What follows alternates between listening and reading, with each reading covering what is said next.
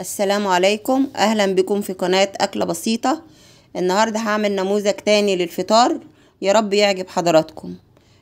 هعمل السمك البوري بالليمون، وهقدم معاه سلطة خضراء ورز في الفرن، وهقدم معاه بطاطس في الفرن بردك، وبتنجان مقلي. كل ده هعمله في الفرن علشان ما ياخدش وقت يعني وبسرعة.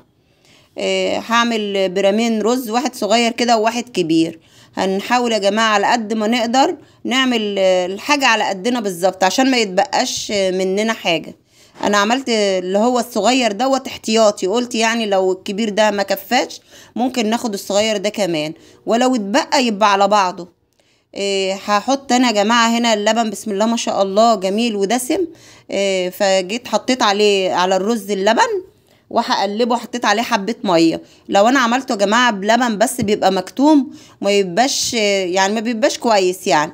وحطيت عليه وش اللبن اللي عندي اهوت وقلبته. انا بحط الملح يا جماعة وما بقلبوش، بحط الملح كده فوق الوش بعد ما اخلصه، واحط المية بتاعته واللبن. اجي احط عليه حبة ملح.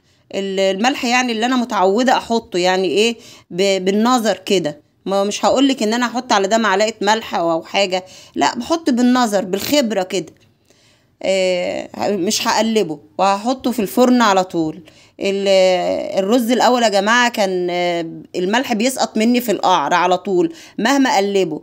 لكن واحدة قريبتي من الارياف قالت لي ان انا لو حطيته فوق الوش كده وما قلبتوش هيبقى كويس، ومش هيسقط مني تاني في القعر ولا حاجة. ومن يوميها والله يعني كانت نصيحة كويسة ان انا سمعت كلامها يعني، وعملت زي ما هي بتقولي. يلا الله يجازيها خير. هعمل تاني بطاطس وهحطها بردك في الفرن، بس هحط عليها الدقة. هحط عليها دقة توم، وهحط عليها حبة كمون وحبة كزبرة ناشفة وحبة ملح كمان، لان الدقة ديت اللي انا مخزناها مع حضراتكم يعني ما بحطش ملح ياما يعني، علشان ازود الملح انا حسب الحاجة. وهحط عليها نص كوباية مية. انا هطيبها يا جماعة فوق على البوتاجاز الاول، يعني احط لها حوالي 5 دقايق كده على البوتاجاز، واغطيها، وبعدين احطها تحت في الفرن. وهحط لها حبة زيت، حبة صغيرة يعني كده، يعني علشان برضك نقلل من الزيت في رمضان. الزيوت والحاجات ديت ما بتبقاش مستحبة. فانا حطيت عليها حبة زيت شوية صغيرين، وهطيبها فوق، اغطيها واطيبها فوق البوتاجاز، وبعد كده انزلها في الفرن. لسه بشوفها تاني استوت ولا لا. وهعمل بتنجان مقلي في الفرن برضك بالمرة يعني. حطيت اللي هو كمون وفلفل اسمر، وكمون وفلفل اسمر وحبة كزبرة ناشفة، وقلبتهم مع بعض. هحشي البتنجان دوت، وهدخله بردك في الفرن مع اخواته. البتنجان يا جماعة المقلي في الفرن دوت بيبقى له طعم جميل. يعني بتبقى التوم مع الزيت مع الفرن البوتاجاز. طبعا مش هعمله في فرن فوق الحامية ولا فرن غاز ولا اي حاجة، لا، هعمله في فرن البوتاجاز برضك. مع ان انا عندي فرن فوق، بس انا بستسهل ان انا اعمل حاجتي كلها جنبي في فرن البوتاجاز بتاعي دوت حلو. يعني انا مشوفاه الذل يعني، فهو اخد على كده ان بعمل فيه كل حاجة، اخبز فيه، اعمل فيه كل حاجة. وبرضك اهو انا خلصت البتنجان، هحط عليه حبة زيت ونقطة مية صغيرين، وهغطيه يا جماعة. هغطيه شوية في الفرن وانا بسويه، علشان وشه ما ينشفش ويبقى طري كده وجميل. اهو انا هدخل هنا دلوقتي، هدخل البطاطس، هحطها في الفرن رخرة. خلصت بقى اي حاجة كده، همسك السمك بقى، يعني انا غسلاه كويس يعني من نغشوش وكده، ومخليه زي الفل. الدقة بردك اللي انا عاملاها مع حضراتكم للسمك، دقة التوم بتاعت السمك اللي كانت فيها ليمون وفيها توم وفيها شطة حمراء وشطة خضراء وفيها شبت وفيها بصل. حطيت عليها بردك، زودت حبة شبت كمان، وحطيت عليها كمون، وحطيت عليها حبة زنجبيل فريش، حبة صغيرين جدا يعني حوالي ربع معلقة. السمك ده اسمه سمك بوري بالليمون والزيت، فعشان كده لازم الزيت يبقى كتير.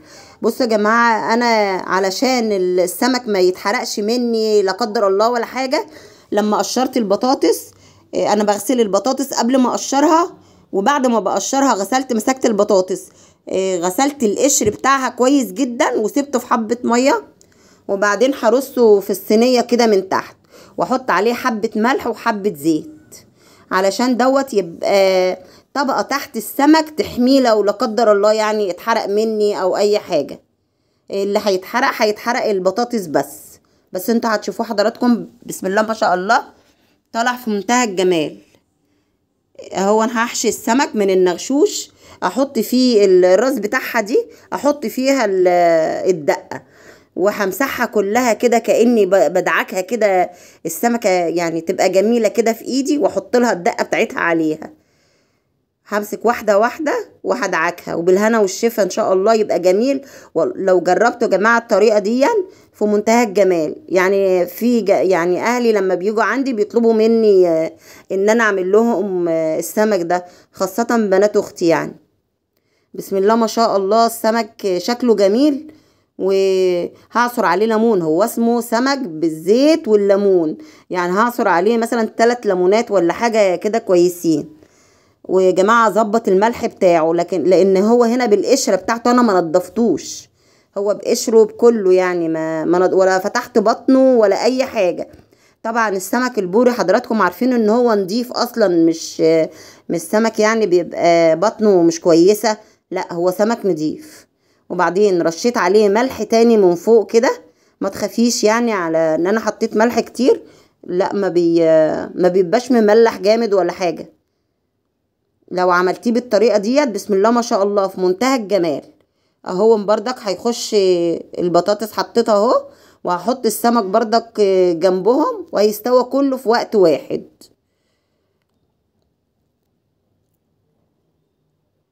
بسم الله ما شاء الله. جماعة لو وصلتوا لحد هنا في الفيديو ما تنسوش تعملوا لي لايك واشتراك في القناة. الفيديو بياخد مجهود يا جماعة وتعب، اتمنى انكم تقدروا تعبي ومجهودي وتعملوا لي لايك واشتراك في القناة. بسم الله ما شاء الله، الفطار كله جاهز اهون. هعمل السلطة عبال ما اكون يعني عطيته وش اخير كده. بسم الله ما شاء الله، الرز خلص وكل حاجة خلصت اهي.